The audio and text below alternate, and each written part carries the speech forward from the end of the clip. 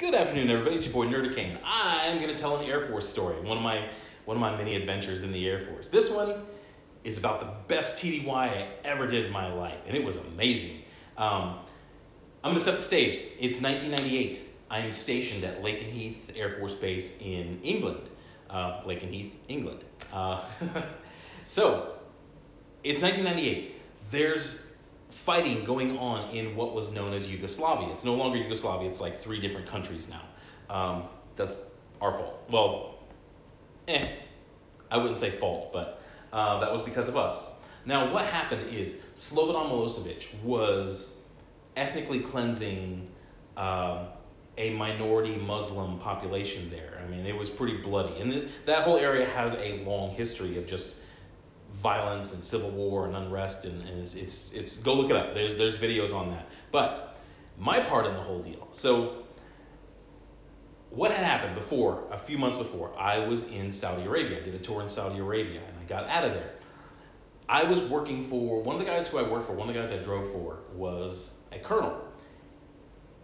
I got to know the guy pretty well. You know, you drive a guy, keep him safe every day, you know, off base and things like that. You get to know him. And, well, I'm in this fighter squadron. He was a colonel with the fighter squadron at Lakenheath. So I'm taking an easy day. I'm doing fighter squadron stuff. I'm just like driving people around, driving the pilots out to the planes and things like that. It's rookie level stuff, easy stuff. So I'm in the building, and he pulls me aside. He goes, "Hey, Airman Nerdicane, something's going on tonight. You want to be part of it tonight." So I do that. I go. I don't know what he's talking about exactly. So I go do my job about 4 o'clock.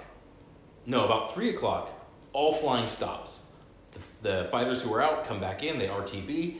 No more flights are going out, and something's going down. So about 4:30, I get a call. Come back to the flight building. Come back to the squadron building. Got to have an all hands on deck meeting. So everybody gets there, and they say the shop boss says, "Okay, I need basically 13 volunteers of different skill levels." At the time, I was a 5 level, and so it all clicks. What the colonel said to me, what's going on, it all kind of clicks. So I raise my hand. Now, I don't know if it's a real rule or if it's like just a rule that everybody respected at the time. So if you had just come off of a TDY, you just come off of an assignment, desert, wherever, there's like a 4 to 6 month period where you can basically say, if they ask you to go somewhere, you can say, "No, I don't feel like going." And they sort of respected that back then. Now they're like, "Yeah, whatever, go." So I raised my hand. All my friends in the room, they know that. They know that I could say, I had been back maybe 2 months.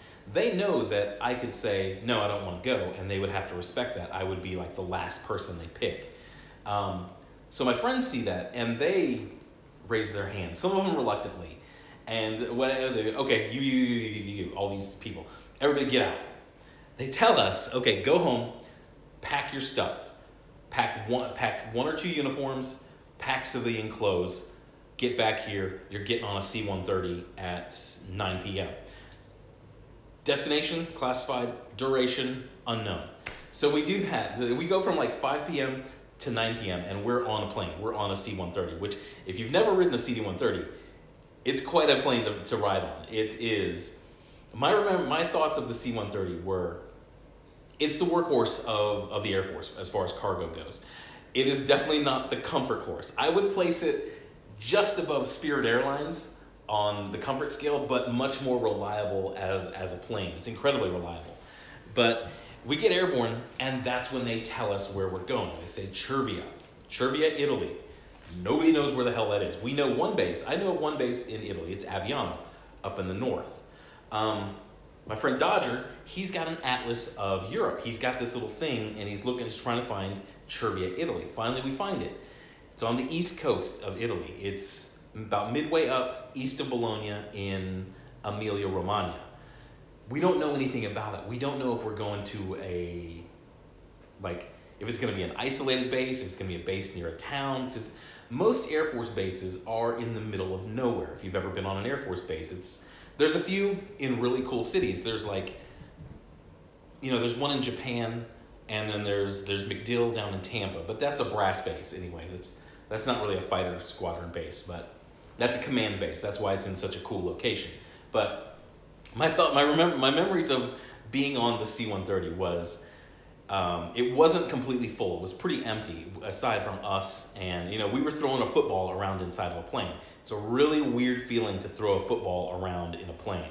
And my other memory is having to take a leak. So I go to one of the aircrew and I say, hey man, and it's dark. This plane is dark at that point. I say, hey man, I gotta use it. Where's the restroom? He points to the back left of the plane. And I'm looking around the back left of the plane and I'm like, where is it? There's nothing back here. He goes, it's right there on the wall. He called it the bucket. That is definitely a stretch. Calling that a bucket is definitely a stretch. It's a rectangular, looks like a piece of Tupperware. Now this was designed for people who were probably around 6 feet tall. I'm 5 feet 6 inches tall.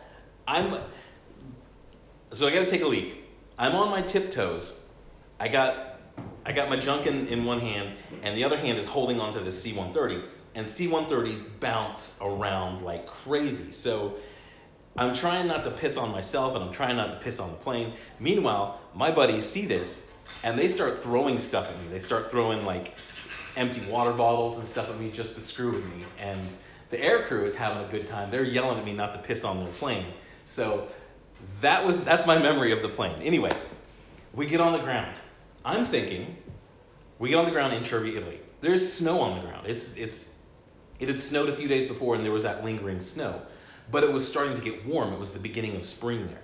So we get on the ground, and I'm thinking, okay, since we pushed their fighter squadron to the side for our F-15Es that came in and took over the base. By the way, the Italians in 1998 were flying the F-104. There's a picture of it on the screen right now. My dad, the first plane that he worked on in the 60s that he learned on was an F-104. It was 1998. The plane first flew in 1954. So 40-something years later, almost 50 years later, the Italians are flying these things. It was kind of amazing to see. My dad was so excited when I sent him pictures of the F-104 taxiing, and it's still an active aircraft. So that was kind of neat. But I'm thinking, we get in there, okay, this is where the TDY starts getting amazing. So we get in there, and I'm thinking, okay, we're just gonna go to whatever their dorms are, and we're gonna make some space in their dorms. The shop boss at the time, who was our boss, comes over and he gives me and two other guys these keys to this big van. He goes, here's a map. This is where you're going. You're going to the Lungomare in the town of Cervia. And we're looking on this map, and right now on your screen is a picture of the Lungomare. This is a 4-star, it's a very nice resort right on the coast, right on the water. We got drunk hanging out in the room one night. I took a rock, I threw it from my balcony onto the sand of the beach. That's how close it was to the beach. But wait, it gets better.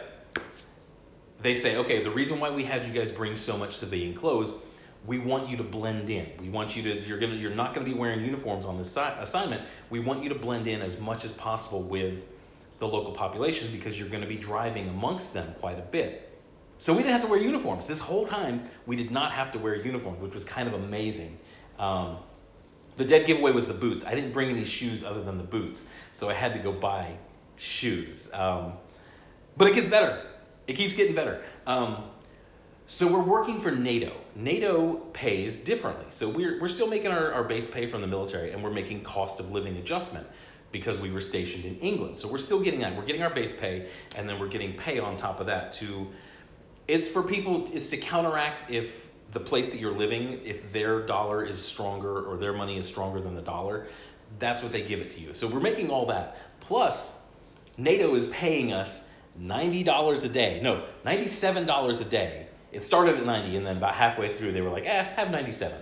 $97 a day, every day. Wake up in the morning, have breakfast, you made $97 from NATO. So we're living in a resort town. Cervia is a resort town. I'm showing some pictures of it. Cervia is absolutely gorgeous. If me and the family ever take a vacation to Italy, I'm going back to Cervia. I love Cervia. Cervia was gorgeous. The food was amazing. The people were very, very nice, especially when, you get 20-something Americans flush with cash in the town, and we're just, we're spending like sailors. It's people at the restaurants absolutely love this. The beaches were beautiful. They do a kite festival, which was amazing. These massive kites the size of a bus. Some of these guys were flying. All the beaches are topless. Italian women are gorgeous. The duty, for the most part, until the actual shooting started, the job was like a mini vacation. I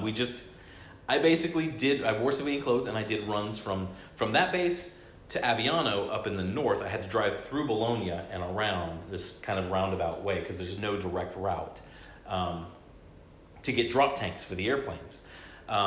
We were taking we took tours to like Rome, Florence. I went to Rome and Florence. I didn't go to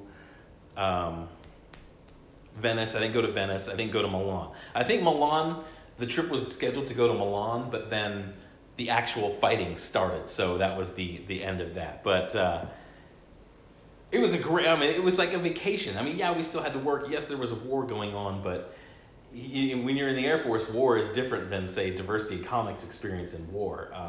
So that was it. Like after that, I got back, I did my stuff in England for about the next 6 or 7 months. I spent 100 days in Italy like that, making all that money. So I got back and I really, had the option. I didn't realize that I was up for getting out. Being me only worrying about the moment. I didn't realize that they came to me a few months later. It's like, hey, do you want to re-up or are you going to get out? And I was like, is it time for that? So I got out after that because one of the reasons was I had the greatest TDY anybody could ever ask for going to Italy like that. And after that, every TDY was just going to be the desert. And then, after that, soon after that, 9/11 happened and it was all Afghanistan or Iraq. So I'm kind of glad I got out, but went to college and got a degree in culinary arts and all that stuff. But that's it. That's my story of the best TDY I ever had. Maybe when I get into these adventures, I'll go into some of the crazy debauchery that we got into when we were living there, which, yeah, that's a story for another. But thank you for your time. Thank you for listening.